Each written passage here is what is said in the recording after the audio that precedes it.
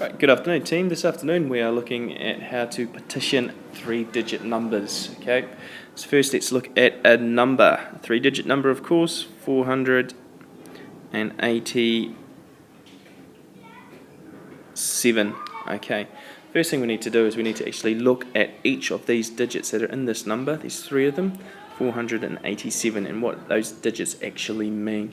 So let's look at the 7 first.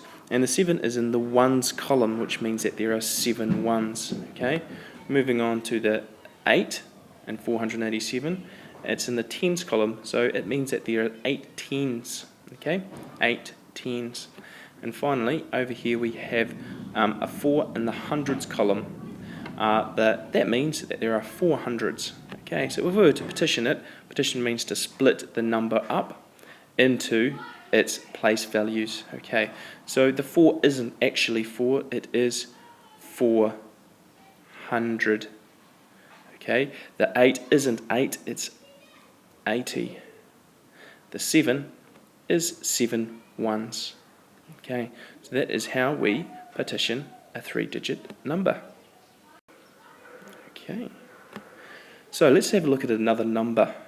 Okay. Okay, 807, okay, and it's really important that we go through each one and partition each of the numbers. Okay, so let's look at this one here first, the 8 in the hundreds digit, okay, which doesn't mean it's 8, it actually means that it's 800. Now let's look at the 0 in the tens columns. So 0 means that there are no tens in the tens column, but we still need to put down 0. Okay, and finally we have 7 in the ones. So that means there are 7 ones, which means we have 7. So 807 partitioned is 800, 0, and 7.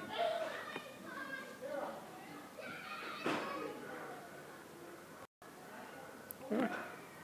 Now let's look at if we flip that around. So now we have a number that's already partitioned.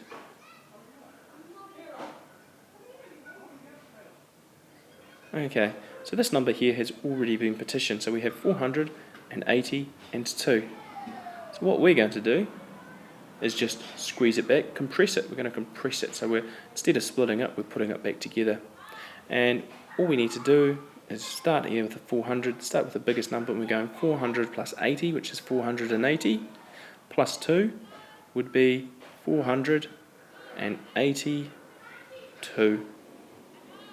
Okay, so now what you should be able to do is partition 3-digit numbers and also compress them, so put them back together. Have a go at doing some of your own.